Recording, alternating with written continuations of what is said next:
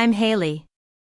The federal compliance officers are swarming around the once opulent office of the Thompson family business. The air is thick with tension as they go through files, and the mother, Mrs. Thompson, is pale as a ghost, trying to explain her so-called family rules to the stern-faced officers. It all started when I was engaged to Ryan Thompson. Ryan was 28, the heir to the Thompson family fortune. His family owned a large-scale manufacturing business that was known for its high-end products and a reputation for being a model corporate citizen. Mrs. Thompson, 55, was a shrewd and domineering woman. She had built the family business from the ground up with her husband, Mr. Thompson, a quiet but equally calculating man in his late 50s. The engagement dinner was supposed to be a joyous occasion. We were at a fancy glass-walled restaurant, the chandeliers casting a soft, almost menacing glow. Champagne was flowing, and both families were putting on a show for the cameras. I came from a middle-class family. My parents were hard-working people who instilled in me the values of integrity and self-respect. But then, Mrs. Thompson leaned forward, her smile as cold as ice. "We have rules in this family," she said. "Your job as a wife is to take care of our family's needs. You'll also hand over your personal finances to us. We need to keep an eye on everything. Is that clear?" The table fell silent. Even the clinking of cutlery seemed to stop. I blinked a couple of times, then forced a smile and simply said, "Okay." What they didn't know was that I had no intention of letting them control me. I was a compliance attorney, and I had been quietly observing and documenting every bit of their behavior during the engagement. As the dinner went on, toasts were made, and fake compliments were exchanged. Ryan squeezed my hand, thinking he had a submissive future wife. Little did he know that he had just signed his family's doom. 3 days later, I sent an email titled "Termination of Engagement and Associated Legal Notices." At first, the Thompsons laughed it off. They thought I was just being a difficult bride-to-be.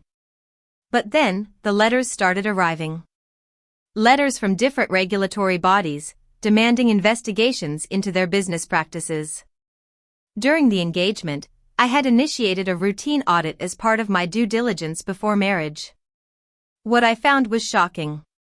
The Thompson family had a network of offshore accounts, falsified financial declarations, and a long-standing pattern of tax evasion.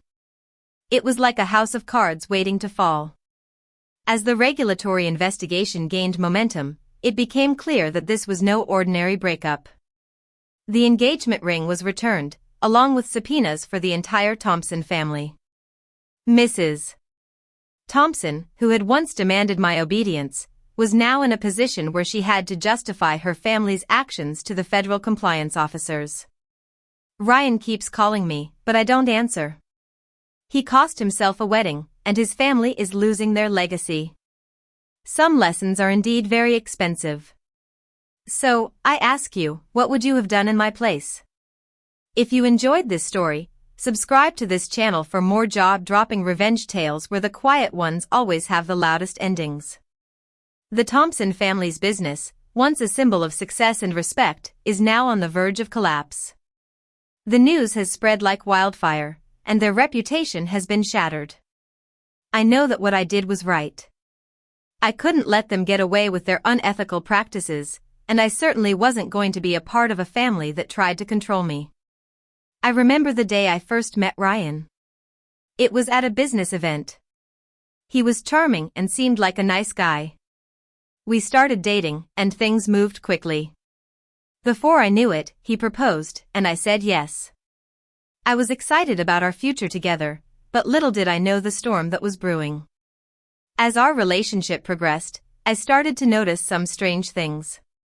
Ryan's parents were overly controlling, always asking about my finances and my plans. I brushed it off at first, thinking it was just their way of showing concern. But as the engagement dinner approached, I started to realize the true extent of their intentions. The night of the dinner, I felt a sense of foreboding. The chandeliers in the restaurant seemed to be judging me, as if they knew what was about to happen. When Mrs. Thompson made her demands, I was shocked but also determined. I knew that I couldn't let them treat me like a puppet. After the dinner, I went home and started to gather evidence. I combed through all the financial statements, emails, and conversations I had had with the Thompsons. I wanted to make sure that I had a solid case against them. The process of filing the legal notices and initiating the investigation was long and arduous.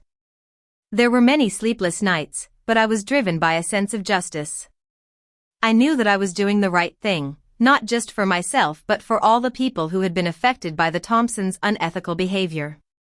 As the investigation unfolded, I watched from the sidelines as the Thompson family's world came crashing down. Their business partners started to distance themselves, and their employees were left in a state of uncertainty. It was a sad sight, but I knew that it was the consequence of their actions. I have no regrets.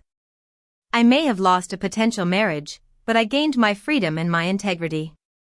And I hope that this story serves as a warning to others who think they can get away with unethical behavior. So, once again, I ask you, if you were in my shoes, would you have done the same?